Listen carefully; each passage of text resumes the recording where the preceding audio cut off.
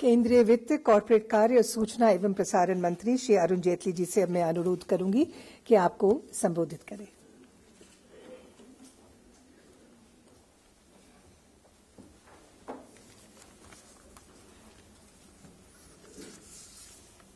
Honorable Shri Paswan ji, the President of the National Forum, Justice D.K. Jain, Mr. Keshav Dasaraju, Mr. Ghanshyam, Honorable Ministers, Chairpersons, members of the forums at different levels, ladies and gentlemen. We've just had the opportunity and privilege to hear Justice D.K. Jain on basis of his experience in courts as a lawyer, as a judge, and now as the President of the National Forum. Since he best realizes where the shoe pinches as far as the functioning of the consumer forums is concerned. And of course, we've also had the privilege of hearing Mr. Paswan, who's today one of the senior-most politicians in the country. He's almost been continuously in Parliament since 1977. And my own experience at various stages with him has been that he's probably the easiest and most pragmatic minister to deal with. He doesn't have preconceived notions, doesn't stand on prestige, is always willing for a change and improvement. And that is the environment in which the consumer movement in India has to be visualized.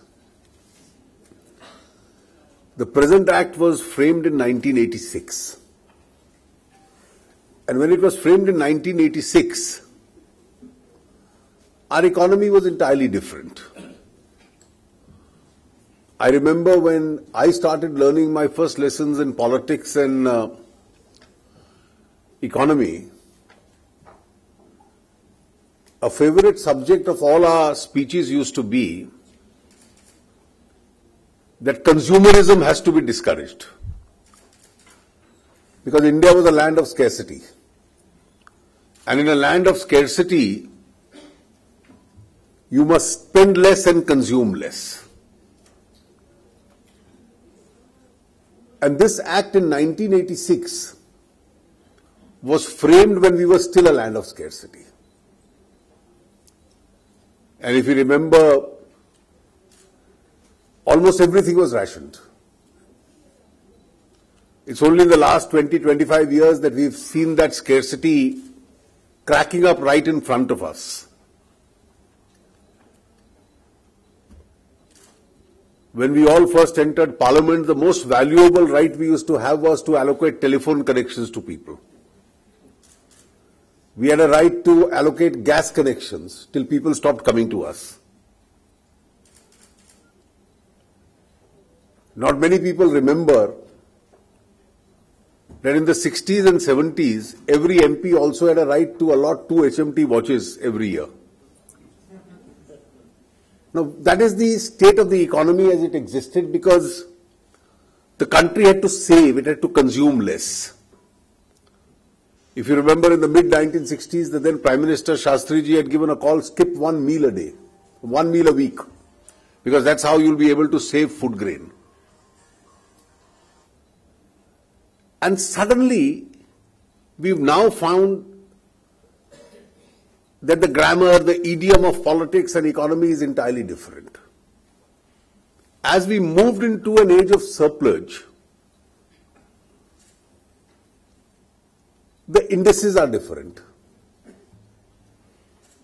In order to understand how the economy is going to move in the next few months or a year, you are asked what is the consumer confidence? What is likely to be the consumer spending? Is consumer spending going to go up? And the whole idea is that people must spend more, people must buy more, It's only when they go and spend and buy that the stores and shops are crowded, their sales go up. And if their sales go up, the trading increases. And to keep pace with it, the manufacturer has to manufacture more. And when the manufacturer manufactures more, he gives more jobs, he gives more revenue. You have more direct and more indirect taxes. And therefore the entire nature and the process of thinking and further planning now has changed. Even when we do our fiscal planning, one of the ideas behind giving, while I have said we will phase out exemptions for corporates and give them a reasonable rate of tax, but to a segment of society, the individual taxpayer will give more and more exemptions. The idea is that he must be encouraged to save more, and he must be encouraged to have more money in his pocket so that he can spend more. It's only that spending which will give rise to consumer spending, more goods will be sold, more consumer durables will be sold, more white goods will be sold, as a result of which economy grows. And this phenomena neither needs to be reversed nor can be reversed. Today the modern thinking is it's good for the economy. So it's very different from what our earlier generations had perceived and thought. And therefore, while we were still in that era of scarcity, the 1986 Act was conceived a little ahead of times, and needless to say that it has served us well. Served us well because it's a very easy forum. People can go and even appear in person. You don't need to write very scholarly, long-winded judgments. You don't need to record evidence in each and every case. And therefore you can compensate that consumer who has suffered from any defect in goods or a deficiency in service. And now, with the passage of time, having learned from that experience, you go on to the next stage. And in this next stage, lawmaking now is a very transparent process. There are, of course, some proprieties involved. So earlier laws used to be made in secrecy.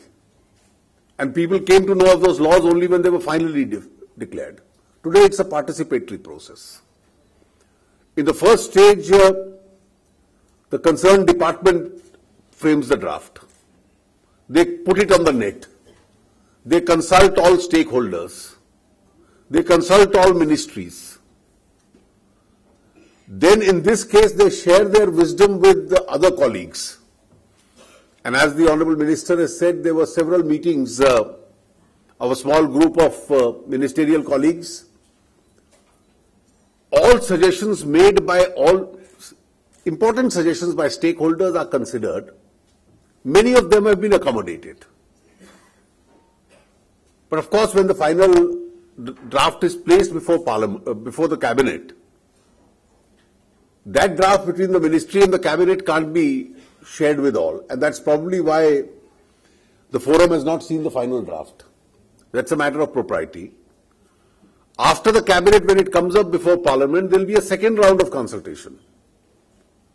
Ordinarily, such laws also go to the parliamentary committees, which again holds a second consultative position, which is multi-party. And therefore, many people will have an opportunity to represent even in that stage. And many of the concerns which have been voiced have now been factored in. Today, this whole concept of class action, just as Jane rightly mentioned, that even though it's obliquely present in the earlier law, it's almost never been used. And therefore, instead, if there is a class or a category of goods or services which is defective, and a very large number of people have been deceived by it, then everybody doesn't have to go to the forum. So globally, the best practice is that you allow a class action in these cases. You also have to regulate the extent of reviews and appeals and the grounds on which multiple appeals can be found. So at least one appeal should be available on questions of fact or law. But subsequently, if you want a further review, it can only be on a very substantial question of law. There are other cases also, because as the MRTP gets subsumed into the Competition Commission, what happens to the unfair trade practices, deceptive advertising, its contradistinction with just a puffed up advertisement? Now, these are all areas which the present law has tried to address. There are also many other changes taking place. It was rightly mentioned that e-commerce is changing the entire landscape of jurisdiction. This is not the only law where it's happening. In libel laws, originally the concept of jurisdiction was very important. But when a libel is committed on the internet, because every news item is now available on the net, the concept of jurisdiction is becoming redundant. So in e-commerce, goods being available on the net, the concept of jurisdiction will get substantially diluted. And therefore, some judicial pronouncements or a legislative intervention will have to determine those factors. These are the changes which are taking place. Particularly in e-commerce, where there is no direct contact between the seller and the buyer, or between the service provider and the service receiver, the manner in which representations are made, and the underlying principle of the buyer being aware of the nature of goods or services itself will now have to be rewritten. And as we pass by, the volume of trade in e-commerce is going to increase. I checked up, one food company in the US said 50% of their orders are now, of prepared food, are online on the email, not even on telephone. So that's how the trade is going to change. So under these circumstances, we'll need a very powerful and an efficient forum. And obviously the question that you've raised, for an efficient forum, funds will be required. I don't think funds is really a serious problem. It's our desire to spend the funds in the right direction, which both governments at the center and state will have to put their heads in order. And I'm sure your meeting today will produce some good suggestions with regard to all these matters and the functioning of the forums, which will bring a great amount of improvement in the system. I wish today's deliberation a great success. Thank you.